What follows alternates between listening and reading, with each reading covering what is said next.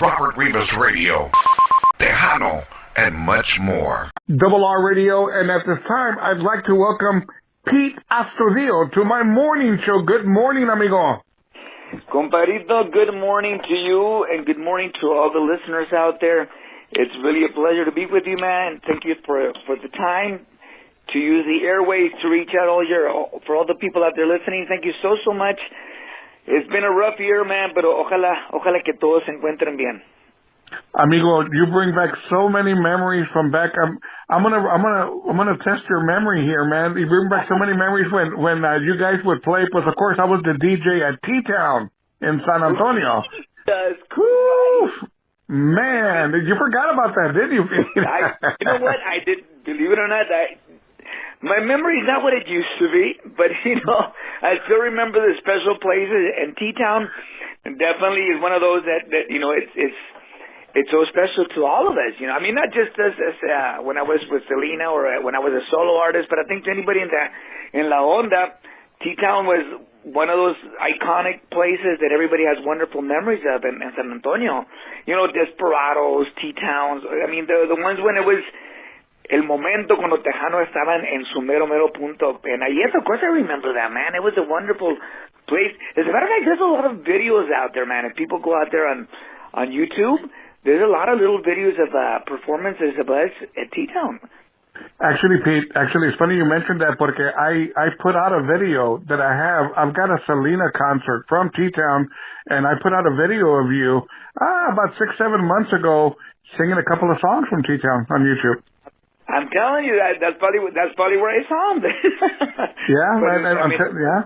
It was wonderful memories, man. That club was awesome, man. And como te digo, it seems like it was yesterday, man. It was an incredible place for us, and we got treated so well. And of course, la raza de San Antonio has always been so good to us. Pete, everybody, all the artists that I have interviewed and talked to from back, from yesteryear, everybody likes to talk about the band room in the back. Estaban todos chiflados allá atrás, ¿no? Well, the thing is, we were spoiled because back in the most clubs didn't have a green room, or what they call it, a green room, or a dressing room, or whatever you call it. And T-Town had a really cool one. They had food for us back there, and drinks, and it had showers. I think it even had bedrooms, I think, if I remember correctly. So, I mean, unless you had a buzz, and if you had a buzz, that means you were doing really well. But if you didn't have a buzz, man, it was such an awesome, welcoming thing, to be able to get there and actually relax before the show and during the breaks of the show, and just have somewhere to relax. Because most clubs, most salones and all that, they never had anything for the musicians, and that was really cool. That was one of the really cool places that we loved about that. You guys, man, it was always special when Selena would perform there, and of course the place was packed. But to me, I've always said this, Pete, that not because I worked there, I was a club DJ there, but I had always said that T-Town was the Studio 54 of Tejano music. It was a classy place. You know what? You're absolutely right, man. Because the thing was, let's say when we played, other artists would show up to the gigs, and vice versa. We would go see other artists play at T-Town, whenever other artists that we liked or were friends of ours, whether it be Emilio or David Lee, we would be there in the audience with the fans, cheering them on. So that's a really cool analogy there, man. It really was kind of like the Studio 54. Todos en la bola. No doubt. Y con más ganas, Pete, when you were on stage with Selena, when you would do your own thing, I really loved the concept where y'all would do your duets, Selena would do her thing, and then you would do your thing too. You're un hombre busca una mujer, and, perdóname, despeinada. I mean, geez, dude, it was just simply, the shows that you guys would put on, man. You know what, I was just, so blessed, man, to be part of all of that, and, I got to thank, of course, the Quintanillas, AB, especially AB. AB was the one that was kind of like I want to see the mastermind, I guess you would say it, because at the beginning, Mr. Quintanilla, I don't think he wanted us, not that he didn't want us, but he thought it was, to add 2 more band members to the band, it's an expense, man, and So, and at the time when Joe Ojeda and I joined the Dinos, that was in 1988, the latter part of 88, you know, they were doing well, but they weren't doing anywhere near as where they got. So money was tight, man. So to add 2 more band members when things aren't 100% well takes a lot of vision per se and some guts. And you know, like I said, I'm eternally grateful to the Quintanilla family for the opportunity. And that's when we started our ride there with Selena Los Dinos. You know, in 1989 we started performing as part of the band, and you know, I'm not gonna lie to you, man. At the beginning, it was kind of rough because you know the crowds, the audience, you know, the fans were there to see Selena, and then I would come up and sing a song, and they weren't always very happy to see me. You know, it took a while for people to warm up to me. And of course, you know, it's really hard to follow in Selena's footsteps, man. So it was a challenge, but thank God the people finally, you know, they saw the concept, they saw the idea of what we were doing. And of course, you know, I started recording songs with her, the duets. You know, we started doing Ama Me Quiéreme, we did Yo Te Amo, and then we did Siempre Estoy Pensando en Ti. And then, like you said, I did. A lot of people don't know this, but I did an album. When I was with the Dinos, I recorded an actual album with the Dinos as Peter Astudillo, but I was still part of Los Dinos because that came out in 1992, and that's where Un Hombre Busca Una Mujer came out, Perdóname, porque le gusta bailar cumbia and all that. So people started hearing my music as Peter Astudillo even when I was with Selena, and people sometimes don't make the connection, but I was recording solo albums when I was as part of Selena, which that was really... You know, really generous, man, of the family to do that, allow me to do that and be part of Selena Los Dinos and also do albums on the side, man. And at the end of the day, Mr. Quintanilla always wanted me to go as a solo artist, and I think that was kind of the prep work for that. But it was awesome. Because you said Selena would come and do her thing, and then we would dance together, then we'd do the duets, and I'd come in and sing a song or two, and then she would come and do her thing. And it also worked also as in reality, it was also a little break for her, man, because, you know, singing 2-3 hours, 4 days a week is a lot of work, man. So that was also the idea behind it, so I could give her a little break. And that's why I was also kind of the hype guy, you know, and I would get the people riled up and all that, because I would give her a little break, because that was a lot of work, man. Do it 2-3 hours a night for 4, sometimes 5 days a week. It takes a toll on you, man. So that was also the idea behind me coming in and helping her out a little bit. You know, we have talked. We've had, the last time I had a real good conversation with you, Pete, you probably don't remember, you're a busy person. I know I was in Corpus, I was working with EMI Latin, and at the time, era promotor por ellos, y I remember that, you were staying at the Holiday Inn across the street from Q Productions, on Leopard. Yeah, and, of course. we were having a couple of drinks, and I told you about a song that I remembered. And you gave me a really good story about it, and I definitely want you to share the story, and let's see if you remember what you had told me. Probablemente puedas mentir. As soon as I got to refresh it. There we go. I had mentioned a song to you, and I told you that I used to DJ at a club here in San Antonio, a small one. You know, it was I think it was after T-Town, but the name of the song was Yo Estaré a Tu Lado. Yeah, man. And you gave me a story about that. Can you share that, how you ended up writing that song? Well, that's a song that I wrote with my compadre, Ricky Vela, man. Ricky, for the people that don't remember just by name, Ricky Vela is a monster musician, songwriter that was also part of Los Dinos. And, of course, probably because of the series, people know him a lot more now. He's very shy. He was always trying to be in the background, but he's the one that wrote No Me Queda Más.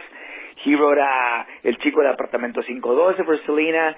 And, of course, him and I wrote together also Estúpido Romántico for El Grupo Más. But Yo Estaré a Tu Lado, we started writing that, man. We were having a little party. Maybe it's a different story. Te voy a echar mentiras. Una de las dos. Te voy a echar mentiras o no. But from what I remember, dude, we were at Selena's house. We were having like a little party, and it was after the gigs, at some point during the week. And I wanted to write this song that kind of expressed the way you would feel when you find that person that you love forever, and that, it kind of a wedding song per se, más o menos. But I also wanted to give it that old feel, like the trios, like back in the day, Los Panchos and all that. Give it that feel where people would think like, hey, I know that song, but it's a new song. So I wanted to write, it's kind of like the wedding vow song. So that night we were at Selena's. After a couple of drinks, we're feeling a little tipsy, Ricky and I. We kind of started working on it, and that's when the first lyrics came out. Hasta que tú ya no me quieras, hasta que digas hasta siempre. Yeah. And I kind of started singing that to Ricky, and we kind of started working on it that night. And then we, later when we sobered up a bit, we finished writing the rest of the song, and then we went on to record that on the Como Te Extraño CD.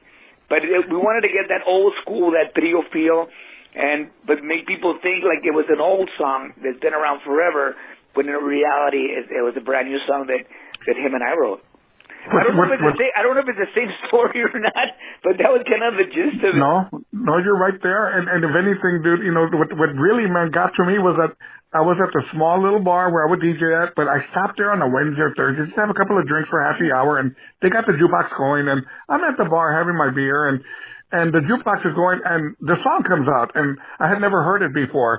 It comes out, and I'm hearing the voice, and I go, where do I know that voice from? Where is that voice from? And it's a beautiful song, and I'm trying to figure it out before I go look at the name. I'm saying, who is this? Beautiful, man. And when I went and saw it, I said, oh, my God, Pete the Heat Astudillo. That's right. Doing a bolero, un bolero con estilo trio.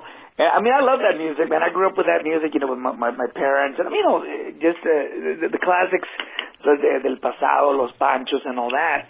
And like I said, that was the idea behind it, trying to write a song that sounded old, but it was a new song. And, of course, Ricky's a master at that, too, so I was very blessed to write that with him.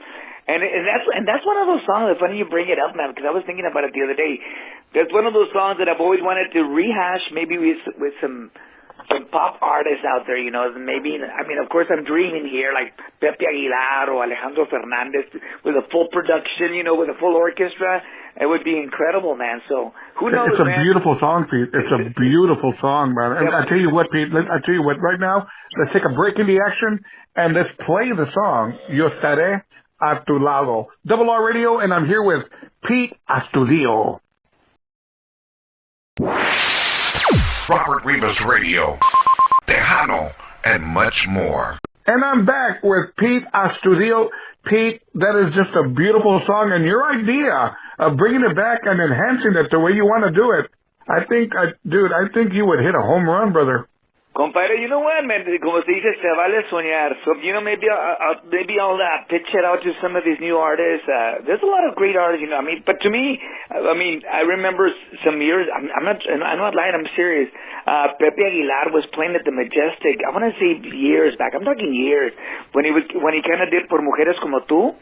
And I remember the first time I heard that song, Por Mujeres Como Tú, with Pepe Aguilar, I said, man, I would love him to do Yo Estaré a Tu Lado. And I remember I went, he was performing at the Majestic in San Antonio, and I took a cassette, man, or a CD, or I think a CD, but I could never get to meet him, man, because no me dejaban entrar, I wanted to go to the backstage and try to give it to his manager or something. I never got to do it, man. Hopefully, now with all this new technology, with social media and Instagram and Twitter and all that, maybe I'll get it to him now again. And maybe the second time's a charm instead of the first. But yes, I love that song, man. Like I said, and as a matter of fact, it's funny because it did really well for us. It wasn't like a monster hit. It was kind of in the back burner, but the people that listened to it and would hear it, they loved it. And the beautiful thing in my part, or at least what I think is really awesome, that so many people have told me that they'd use that song for their wedding song. It's beautiful, man. It's a beautiful song. And to me, to be part of somebody's wedding, to be part of somebody's it's such an important day. To me, that's the the winner right there. So to other people that have heard it and liked it and made it part of their lives, thank you so much. I love that song, and thank you for liking it. Amigo, let me shift gears on you here. Pete, where were you when you found out about the passing of Selena? What were you doing? How did you find out? You know what? I'm not going to lie to you, man. I remember some things, and I think a lot of the stuff that happened back then, it was so dramatic, it was so traumatic that I forget a lot of things, man. I lost my mom on April 12th, 1994. So when Selena passed, that was almost a year, man, less than a year by days. And I was in Laredo. I was home that day, and to this day, I'll tell you really quick. Somebody called to my house, like in Laredo. Remember, you got to remember back then it was the technology we have today.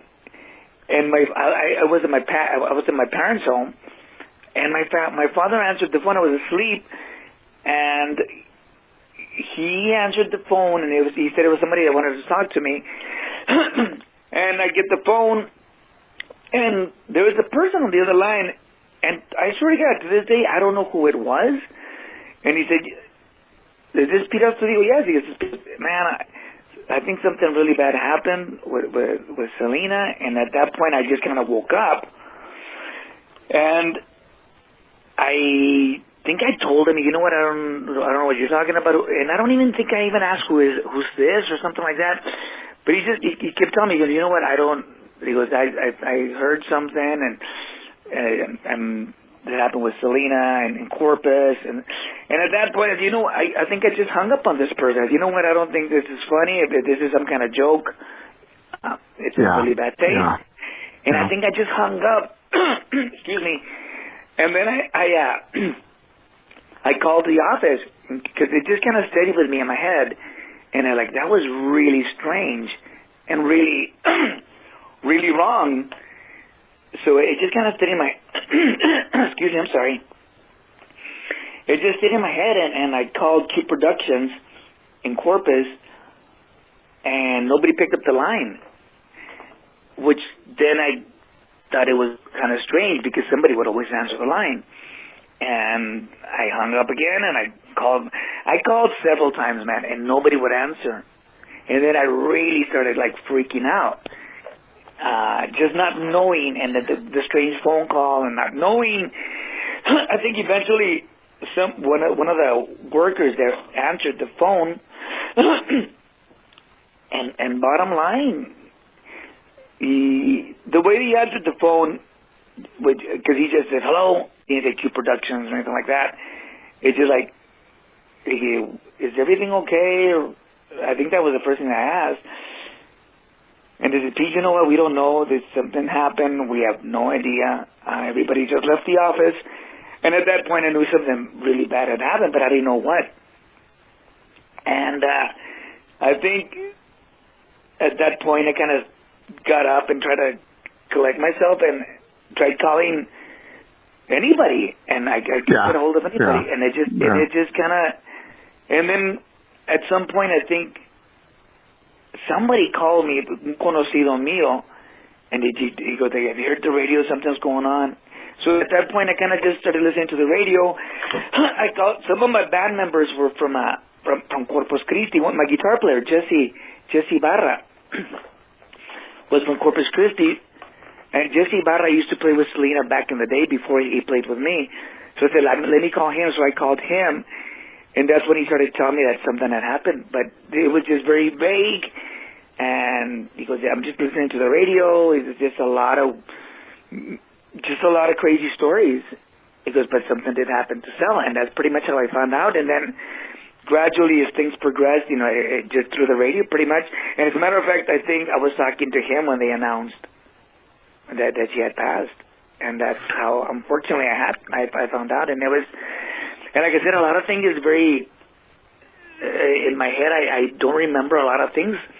So what I just told you is pretty much the gist of what I remember, because everything kind of everything kind of went blank, man. It's just crazy.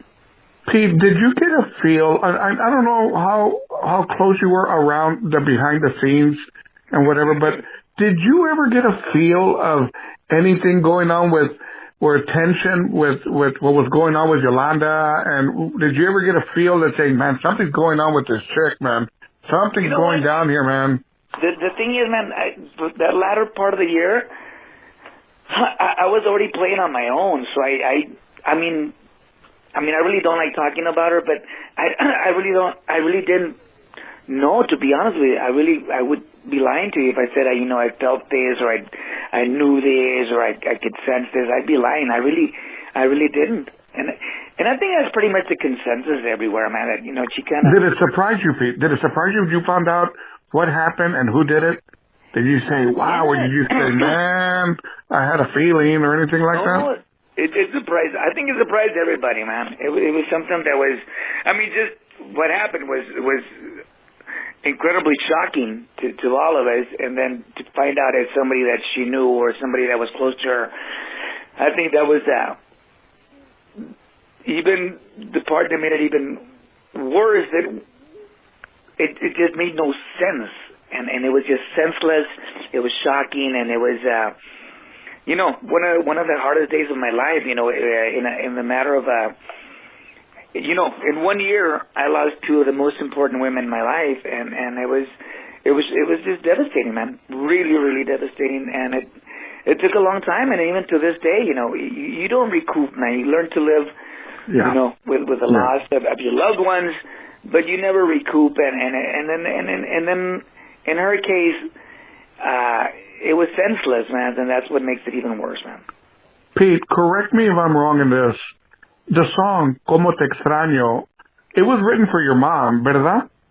Well, it was a combination, man. It was a combination. Was it a combination? Sí, porque te digo, yo perdí mi mamá el 12 de abril, and then Sal passed away on the 31st of March. So, like I said, within 1 year, man, literally, two of the most important women in my life are gone.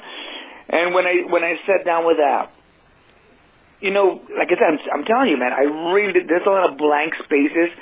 I don't even remember when we first sat down, AB and I, but I think we just sat down to talk or have a conversation. We would, after everything that we had lived through, and I think he started telling me, hey, man, let's write a song about what we were going through, and I kind of had thought about the same thing, so we kind of started brainstorming, but he had already had some ideas in his head, and I already had some ideas in my head, which is, the funny part is that they coincided really well.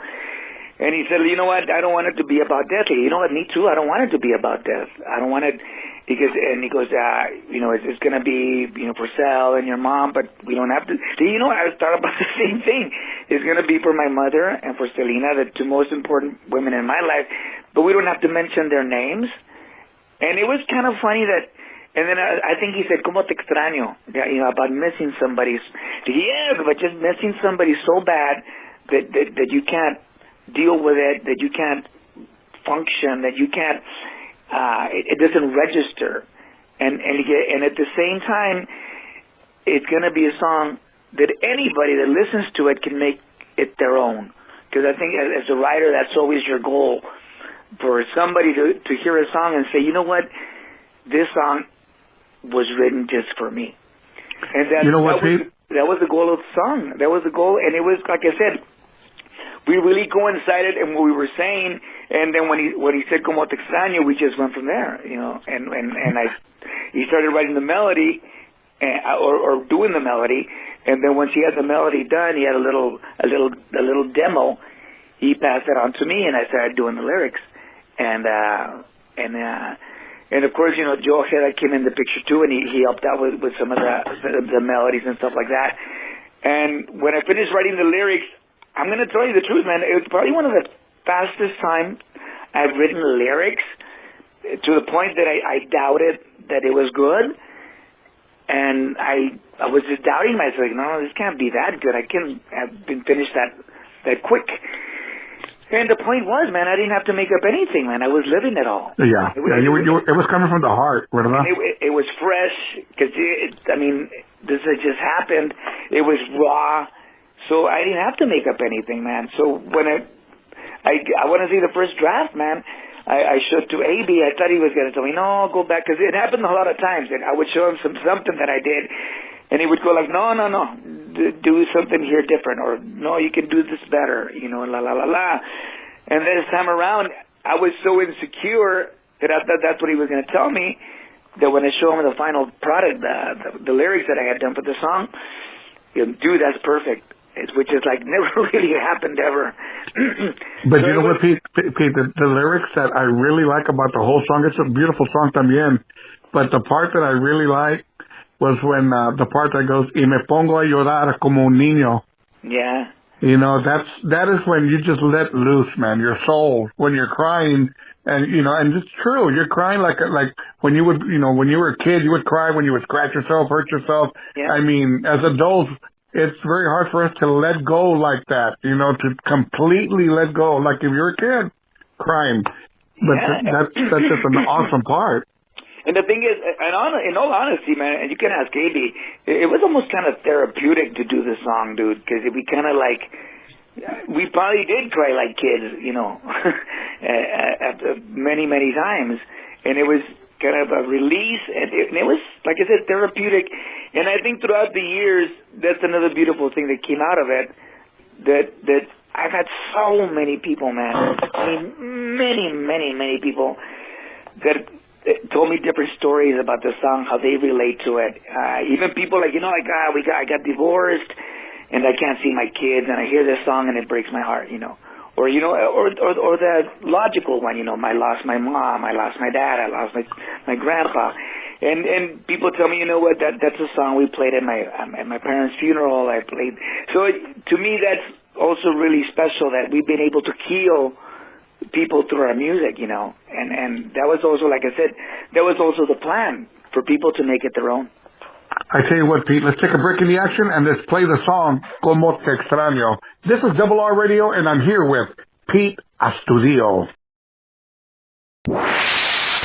Robert Rivas Radio, Tejano, and much more. Back here with Pete Astudillo. Now, Pete, I had a really, really good interview with, I call him Papa Q, Abraham Quintanilla.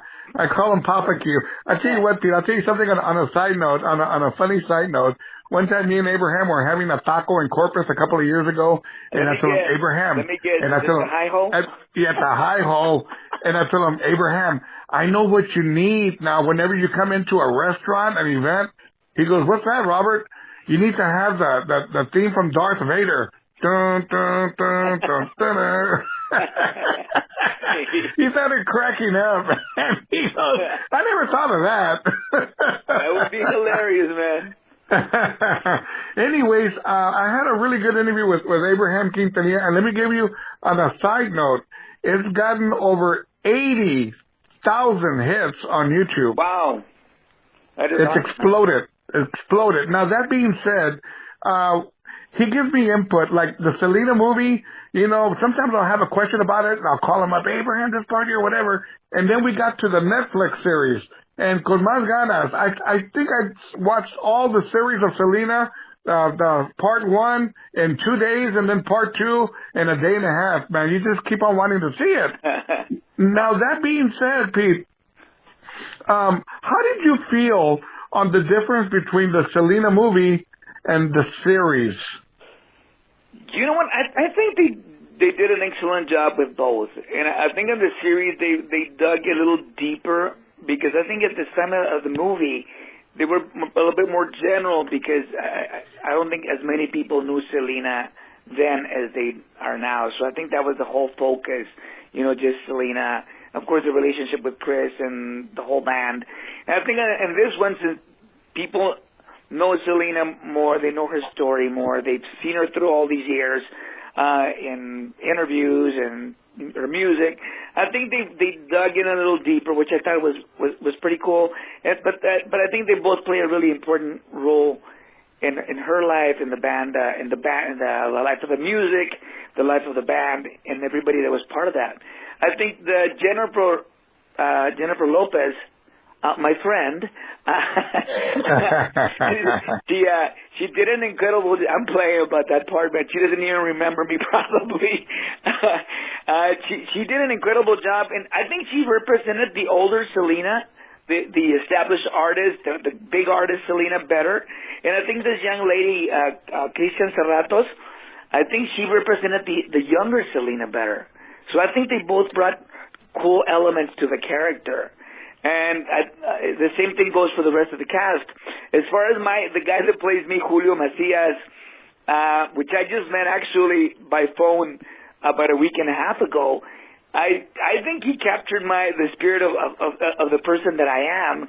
And I remember getting a lot of slack from a lot of people when the series came out. I mean, friends and family, like, when the heck did you get so tall? You know? So, to me, his height was irrelevant because I think he did capture that. The essence of who I was, kind of payaso, juguetón, you know, the energy on stage, the relationship, the chemistry with A.B. and Ricky, and so, with the whole band, of course. And I think he captured it. And at the same time, he realized one of my lifetime dreams of being taller, you know. So, but you know what, Pete? But you know, I was one to critique as well. When I was watching the series, and I go, man, that guy doesn't look like Pete Astudillo whatsoever, man. I was where do I get this guy from? You know, but like I said, he's playing your part. I get it. I understand. But I think we got used to your image, like in the movie itself. You know what I mean? And then we got this other person. In the movie itself, it's me. That's what I'm saying. That's what I'm saying. Yeah. We got used to, you know, seeing you, and this guy, at the beginning, I go, man, that doesn't look like Pete Astudillo, man. That's, you know, I said, where'd they get this guy from? He suffered by comparison for sure, man, from the movie. But no, I think like him along with everybody else, man. I really like the Ricky character, to be honest with you. That's one of my favorites.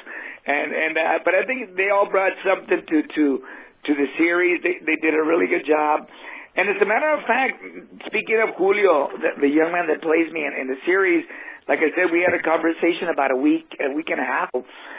And for that same reason, what you're saying that you know, he didn't look like me too much, and you know, the difference between both of us, we decided we're gonna do an Instagram live and have like a chit chat, him and I, and just kind of like talk about what his experience was doing the series. You know, he can ask me questions and vice versa, and just kind of a chit chat like Pete.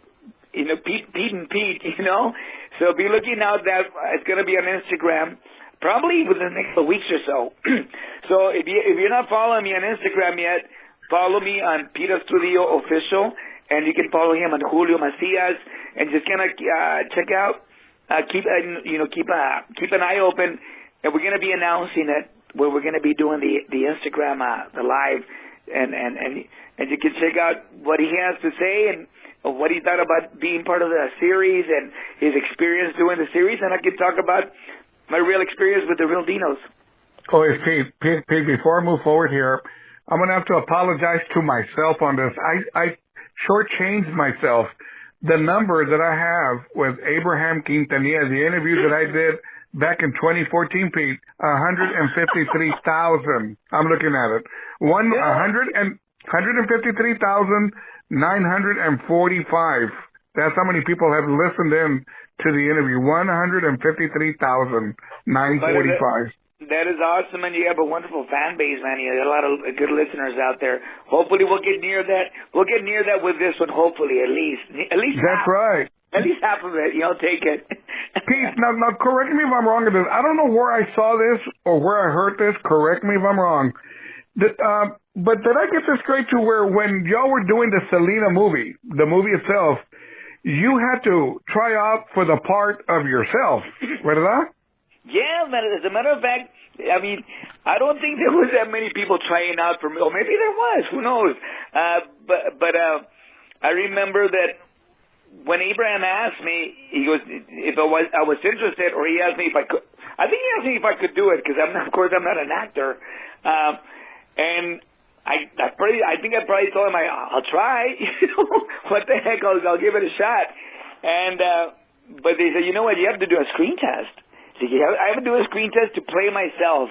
and sure enough, man, that was an experience in itself. I've never done that in my life. And, they have the cameras, and they give me a script. And I think I just read a random line on wherever the script was at. And I read it, and I think, obviously, I guess they approved of it. Otherwise, I wouldn't be in the movie. But I remember after that, I think we went out to eat, or maybe it was right there at the actual screening, that the director or Abraham told me, like, you need to lose 10 or 15 pounds. Because I had to audition to play myself, and then they made me lose weight. The thing is, they wanted to make me look as young as possible. And unfortunately, at the time, too, I had just cut my hair. So when we did the actual movie, they had to do hair extensions. Really? Yeah, man. But it was an incredible experience, man. Working with Edward James Olmos, working with Jennifer Lopez, who's now a mega star.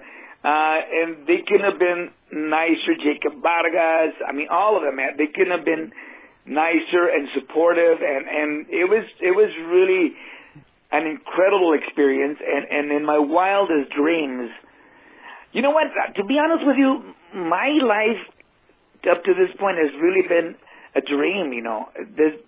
Working with Selena, writing songs with A.B., writing songs with her, performing with Los Dinos, Suzette, Chris, A.B., Joe, Ricky.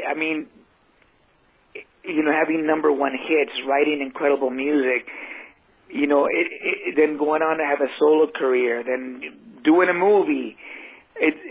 My life, I've been so blessed in my life, and I've gotten so much more that I could have ever asked for. So I literally pinch myself every day. Pete, did the producers of Netflix, whoever was doing the series, the producers, did they ever approach you about ideas, memories, things on your part, your role of the series, or no? No, not really. We weren't involved with the series. I can speak for myself, because I don't know, maybe somebody else did get involved. But me personally, I was not involved with the series of my character or storylines. The only thing that I was involved with from the very beginning was the music, because to do the series, you have to license all the music, and I am blessed and lucky enough to own a part of Selena's catalog. The songs that I co-wrote with A.B., I co-wrote Carcacha, I co-wrote Como la Flor with A.B., Amor Prohibido with Selena, I co-wrote Biri Biri Bam Bam, Amame. So in that sense, I did work with them with the licensing of the music for the series. But as far as the storyline or the characters, no, I didn't work with them at all like that. Well, I tell you what, Pete. Let's talk today. What's going on with Pete Astudillo today? I understand you've got a brand new single, amigo. Compadre, we get a brand new single that I started writing, last year when we were in the midst. Well, we're still there, man. We're still not out of the wood of the woods completely, but thank God things are moving in the right direction. But I started writing this song last year, I want to say around September-ish, August, más o menos. I lost track of time last year. And I was watching the news, and they were in Spanish. I was watching the Spanish news. No me acuerdo cuál canal, pero uno de los varios que hay. And there was a scientist or a doctor, a lady, and she was talking about, es que tenemos que mantenernos separados para que todo eso se termine, y hay que estar separados. And she said separados 2 or 3 times, kind of in the same sentence or whatever. And it just kind of clicked in my head, separados, separaditos. We got to be separaditos, And I just kind of started, the way my head works sometimes, I start brainstorming things and, thinking of things. And I said, you know what, I want to try to write a song that's talking about this very extremely serious situation that we're in, and put out a very positive, very important, serious message, but do it with the strongest tool that I know, which is music, and use my voice, but do it as a cumbia, And then I said, well, maybe a cumbia is not correct because, it's so uppity, it's so uplifting, but we're giving a serious message. And I said, no, maybe that's what I need to do. Do a cumbia that's going to grab your attention and make you listen to the message, and that's going to be what's going to get you. Because sometimes, if you watch the TV last year, I mean, all you would hear like people, doctors and scientists and politicians shoving all this information down our throats in a very, very serious and brutal way. And I said, you know what, I'm going to take a different approach. I'm going to make it with a little bit of humor, with a lot of rhythm, but still try to put out that important, serious message. And maybe people will listen to me, Music is such an incredible tool. And that was the idea behind it. And it's also kind of saying we can go back to doing the things we loved, in this case, dancing. But for right now, we have to do it a little separaditos. We have to be a little cautious about it. But we're still going to do what we love, but we're going to be smart about it. And later on, when things are great, we're going to go back to the old ways. And that's pretty much the gist of the song. Saying do the right thing, do the respectful thing, and be considerate of others and respect others. We all don't think the same way, compadre. You know that. But we need to respect one another. And that is bottom line. The message of the song is it's really a message of hope. We're going to go back to what we used to do, but in the meantime, let's just be respectful to one another. Show some compassion for the people that are not as lucky as us. Because I know that here in the States, thank God, things are going incredibly well. But the rest of the world, unfortunately, is not. So we can't be celebrating over here saying, mission accomplished, when in India, when in Brazil, and in other parts of the world that we don't even know about, things are horrible, and people are not vaccinated. People are still dying. People are still suffering. So it's a song of solidarity. We need to unite and put out that positive message, and that's what I try to do. Bottom line, I'm a writer, I'm a singer, and I'm trying to use my voice for good and promote that positive message.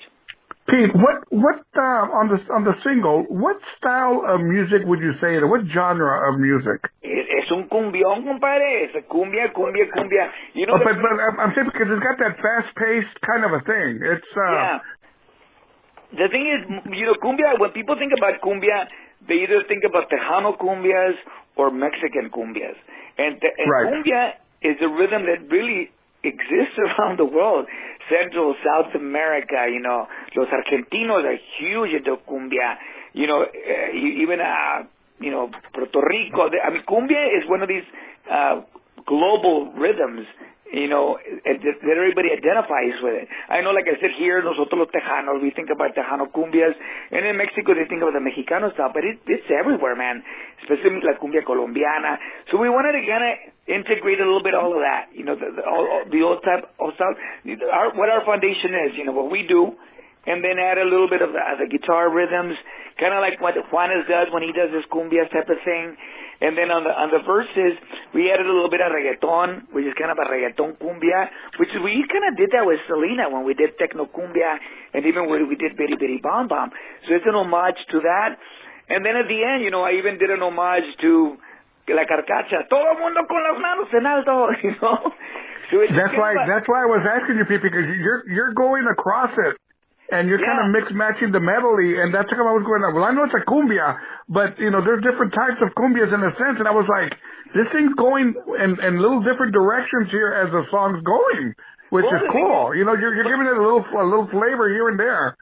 Well, we wanted to reach every corner of the world, because this is a global problem, so it's a global message. We want to reach as many people as we can, and we want people to identify with it, you know what I'm saying?